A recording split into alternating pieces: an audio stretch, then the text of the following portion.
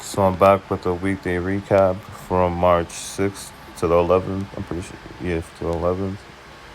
And in this segment, I just want to talk about how I took out Swiss JPY from the list because how it was just too choppy. Like, yeah, you can wait from like for like a channel trade up top, but we're really looking for like strong trend moves because then we gotta wait for it to go to support resistance, and then it's like you don't know if you're getting a stop or not. So like, I took it off the list, so which is down to these 7 pairs, and basically like we could have did good last week, but we over traded. Like from now on, only just try like Sunday, Monday, just once. Just look for two signals. Just try 2 times max $1.50. You feel me? Drawdown and close it like um remember, don't trade into welcome to the king shop. Don't trade until hit the stop. So you just gotta wait sometimes, you feel me? Because especially for a peak formation level 3, like you can he can hit the stops in the first leg and then not stop on the second. But if you don't see like a kind of exaggerated move, and it's like just wait, you feel me? And if you gotta go down to the 1 minute chart, and just, and this is an example talking about for a downtrend, and it's just like chart it down to see if you, and then at the peak like of the stop hunt, draw the trend going up, and it'll be the opposite the other direction. But yeah, we're gonna get started. So Euro CAD, we was coming off a peak, like, because you know how Euro pairs move kind of strong, so you kind of gotta box them in heavy. So it's like, yeah, in this example, like we went to the P formation, and then he did a stop hunt on the second leg. But if you was to chart it in the 1 minute chart going up the channel, like the 5 minute, then you could possibly got in. So that's what I'm saying, to double check that how some of those trades work. Um, so that way you know really want to try or not, and just to like get used to that pattern. But you could have traded out another way. You could wait for the shift and then the pullback of the next candle, because how we know we're coming off a peak, level 3. Feel me? The pullback at least like with Euro pair, you gotta count happy because probably gonna be like 10 pairs. Or, I'm saying we're even 20 for Euro pairs, possibly pound. Like you gotta wait for like a 15 to 20 pip pullback, and you can try to get in at a peak formation type trade, or the break of the of support to resistance, especially with triple doji above the trend line, the new trend line, and then you could have taken that going up. You get me? And it's like how, yeah, like how we have pullback with the dojis. Like I've talked about this, um the pullback, and then the dealer slowing down the momentum. How we kind of expect that. You know what I'm saying? Wait for the pullback. I didn't really have this trademark, but I just noticed what it is right now. Like you could have tried to trade that, you get me? But if it goes against you, then you gotta just kind of faster just close it out, because how do I say, how like we usually trade those type of trades with a wick, you get me? Like if the first wick works, and most likely the second wick pullback most likely will work. And it's like okay, over here, how we know how the dealer after peak formation 3, or just level 3, how he can like break, he can go into level 1, right, and then double reset again. How we wait for the M above or below the M or W, above or below the 50 or above it. In this case, above it, because how it's gonna reset going low, and then it breaks the channel of the level 1. You get me? And then it's like a strong move down. Then you can always get in at the break of that, of the possibility of that type of area. You get me? On the next candle, especially like how the dealer hit the stops. Like you could have gotten in right here, because remember, it can win as fast as it loses. You get me? Like they probably just like a little too early too. Like I noticed that too. Like I'll be a little early sometimes. Sometimes you gotta wait for the dealer to just hit the stops, because most likely he's not gonna come back around again towards that area. And I didn't really trade this area because how we kind of are in level 1 rise. Like we're looking for a trade going up, right? And like how the dealer did do that, kind of like pinned up, like he hit the stops low, and then doji, and then he just showed you his hand low again. Like he just didn't want to go up because that 50 lock is probably solid. You get me? He hit the stops, but it was already Friday. You got me? So it's like, it was just too risky to try. And we already had 3 signals off this pair at the beginning of the week. So I would even try again on Friday for this pair. That's why I say it's important to like mid, and also look out for midweek reversals, because sometimes that still is valid. Like even though we learned that a while ago, like that shit, it is, you know what I'm saying, part of the system. So yeah, now we're looking at pound Australian. Um, oh yeah, well there was only really two trades, and that was the beginning of the week. How the dealer because we're coming off like a peak, how pound and euro pairs can move a little heavy. So you know that was a strong peak formation level three, because how we boxing level one or two heavy strong. You know what I'm saying? So once this trend, the upcoming trend breaks out for the new week, it's gonna be strong. Like, you know what I'm saying? We definitely gotta try to look for a trade going in there, but how it was like kind of like Euro CAD, like a W pattern, and then you know what I'm saying? Like we waited three candles, because usually Sunday, Monday, like I usually say to wait three candles. You feel me? Two or three candles before you even try to start the trade. You get me? Because the dealer can come back around that same area um a few days later, especially like 5 a.m. on Monday. 5 a.m. Monday, it could, you know what I'm saying? That could be the false pullback. Because London, like it used to go to the real trend, but sometimes I'm noticing that London session is just now like the false pullback. You get me? And it could just push. It could just false breakout open, and then around five, the new candle. You know what I'm saying? Probably like a little bit, probably like around seven, after it stop hunting a little bit, they could possibly get in. You feel me? At the higher or the low of the week, like of the weekly chart, and of the week already, like inner week. Either way, yeah, I would have took the second leg W, held for midweek reversal. You feel me? Because how the dealer, like yeah, we're not above the 50, but it's like it's already expanded so much. You get me? And how we know, like the dealer just likes to like try to like level reset sometimes at that area, or double reset too, come back going up. You feel me? But we're not there yet at that point. So we was kind of sketchy.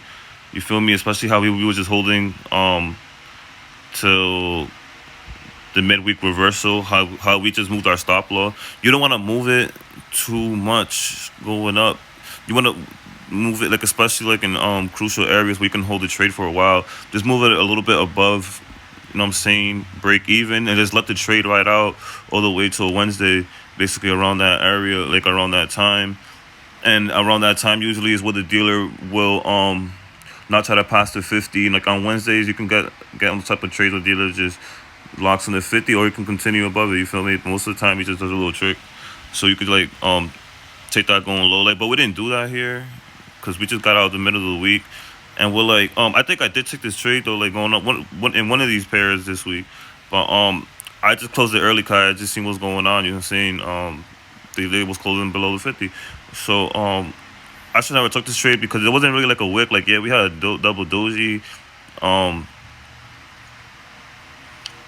the dealer shifted, but he hasn't shifted above, and then it's like you have like no strong wick, and like he like yeah, like he ended up closing above, but it wasn't really like a clear signal, like how we kind of would have taken this here as how we had to shift in a little pullback, but it wasn't even double doji. I mean, and it wasn't sitting at the EMA, so we're like, damn, he probably wants to break the P formation, like how he does at the 50. You feel me? Above the 50. And that's what he did. So what you wait for a little pullback or something, you know what I'm saying, and you take that going low. You feel me? For because usually I say 45 pips, you know what I'm saying. Um, but you can, well, I don't want to contradict myself. Because how I said to hold it for midweek reversal, but that's more the beginning of the week. You get me? Like towards more the end of the week, like you just gotta be a little cautious. You get me? Especially what you see at the EMA. If the dealer don't break through the EMA, continuing the trend, you feel me? It's because he probably wants to counter trend trade real quick and go down, or he could just break the false reset. You know what I'm saying? So I just would have just gotten out, because usually the type of trades going to a new level, you want to see it push hard. You get me? Like he'll probably just break out and then false retest at the at support, and just continue going down. You feel me? Or he could just do a counter trend trade and then going down, or he could just reset. You feel me? So it was like, most likely he'll go down, because we see dojis, but how we gotta hit the stops first, most likely, or throw you some type of pattern. Like he'll probably shift up there and give you an M. But there was only like really two trades, beginning of the week and like after the midweek reversal. After we got out at that time, then we have New Zealand dollar. Um, I thought I marked this chart, but either way, as you can see, like we're coming off a strong like peak formation. Like this is most likely peak level 3, yeah. And it's like we're kind of expecting trades going down. How we know like the deal likes to close in and back out of the 800. Like you could have probably tried to take in this trade right here as an M formation, but then how I think I did take this trade possibly a little bit early right here. Could try to take a little early, and then but if you see him like not in this for this example not passing like the 50, because how he can close above, how he's just riding the the uh the trend line, and it's not so many hits to the low already too. Then you could possibly take that going long because he could try to break above that. You get me? But notice how he's just being a little tricky. Like this pair was a little weird to trade, but I would have gotten out. You feel me? I would have collected my profit at the beginning of the week and just watched what he would have done.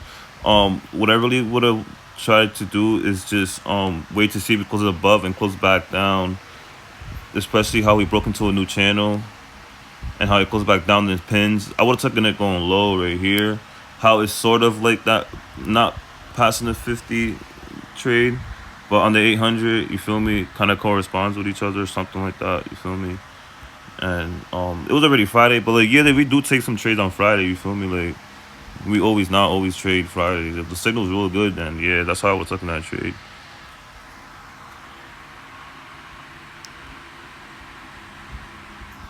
Then we have Australia, New Zealand. Don't mind the extra trend line. That's just my predictions for next week. Cause like sometimes like when you do that, you can distinguish what's going to happen with a better accuracy. You feel me? When you predict a little bit with the right calculation based off your system. So yeah, that's that. So like beginning of the week, how we have like that 50 lock. How like we're coming off a double reset. You know what I'm saying? The dealer don't close above the 50, and then he pins. You get me? And it's like just wait for the dealer to hit the stops after the pins and just try to like take and go low. Like you can wait for cause how I say to wait 3 candles after Sunday um and then try to trade. You feel me? Like maybe like yeah, you possibly could have tried there, but you would have like just closed it real quick if it went against you. Close it fast. You feel me? Because then you could wait for the next candle to pull back a little bit, this blue candle, and then take it going low. Because how we just know he does that basically, and how he kind of broke this trend line, like something like that. You got me? Like broke that and made his own different new channel, and then you could have gotten out in 2 days. You feel me? Like Wednesday, how like yeah, or usually let me see something.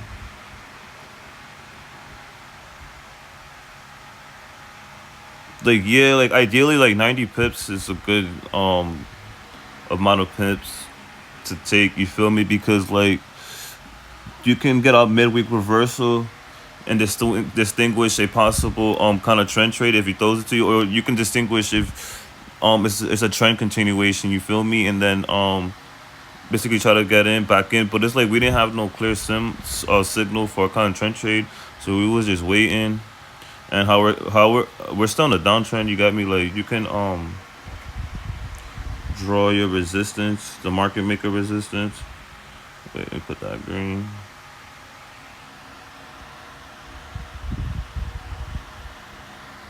Let me put that green. But also being wary that he's not closing below the 200 because the 200 is stronger than the 50. You feel me? Um, Especially how it don't close back down below. And it's like it was a weird week. How we just can't trade like that first leg of the 200 hit type of thing. So it's like this type of area becomes like a double channel. You get me? How like Swiss JPY was. Um, and that can happen until the dealer decides what he wants to do. You know what I'm saying? So it's like you could have possibly taken this trade here because how we had like a little wick and then a strong push to the upside, and how the dealer had a shift candle and then he pinned that same area from the previous week, and it's like you could have taken it at least to the trend line. You know what I'm saying, the red trend line. And it's Friday, so you would have just closed early. You get me? Because there was no clear direction for a content trade. At midweek reversal, how you wait for like spikes and then like a little pullback, like a little mini safety trade. But we didn't have that. You feel me? And sometimes you can distinguish if it's gonna be a con trend trade, but it's like we don't want to do too much. Like we really worry about the actual trend. You get me? Dollar CAD.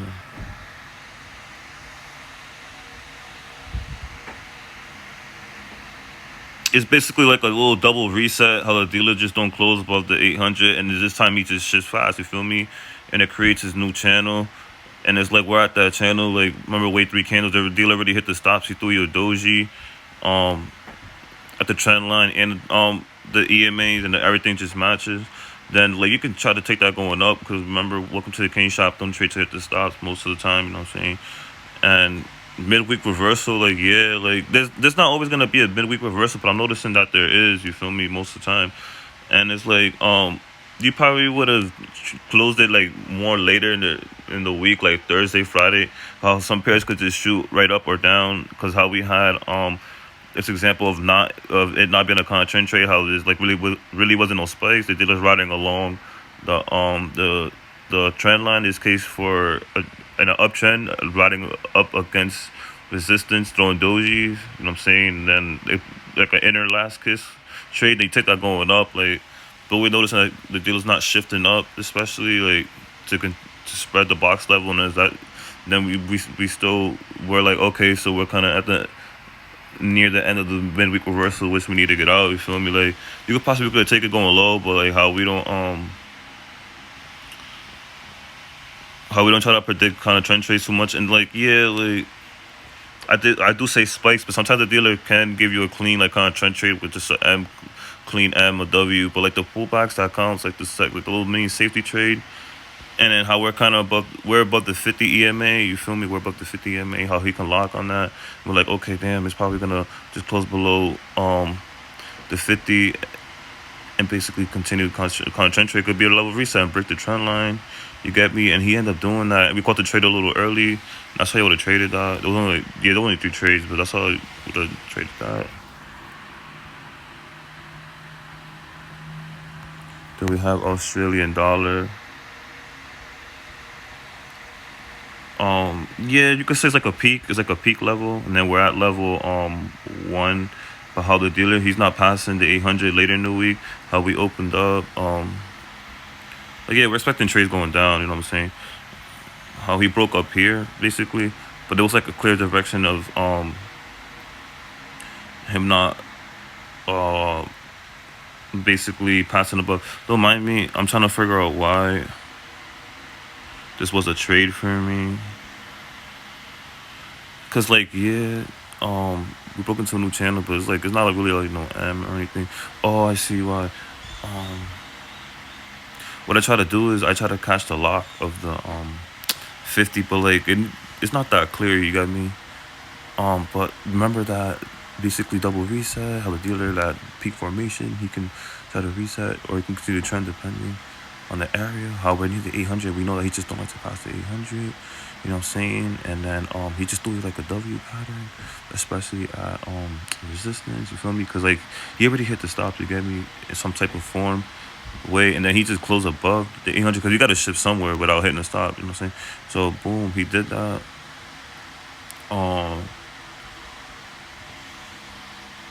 Because it's not always about midweek reversal too.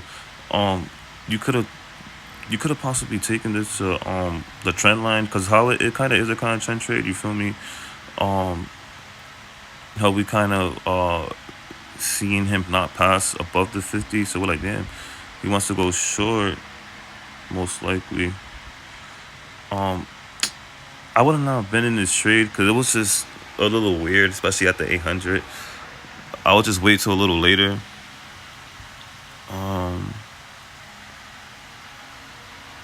Cause like yeah, how we have like that multi-session M on the 50, cause he can close a little above higher and then close back down below. You get me?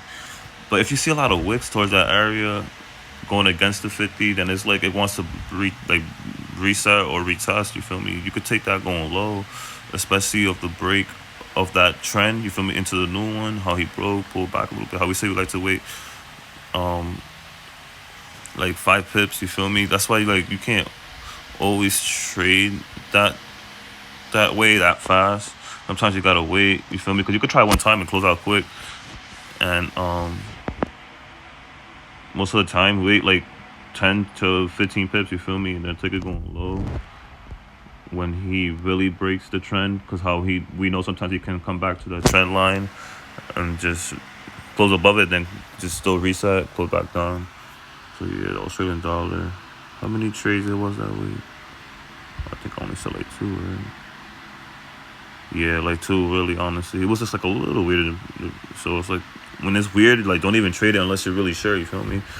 That's just believing more in your system. So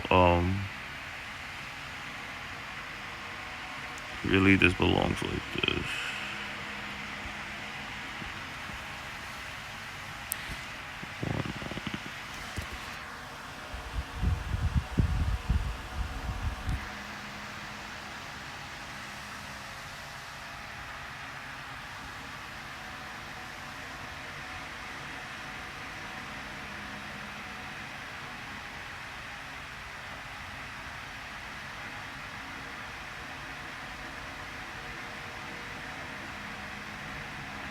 So it's like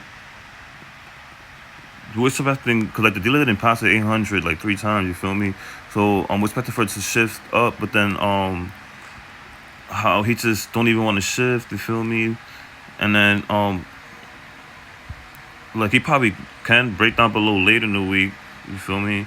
Like that's why we get our midweek reversal, how he just pinned against the 200 and the 50 in the down channel real quick, because he could probably try to go for a second pass around the 800 area too. um like you just wait for the retest of the first leg, you know what I'm saying?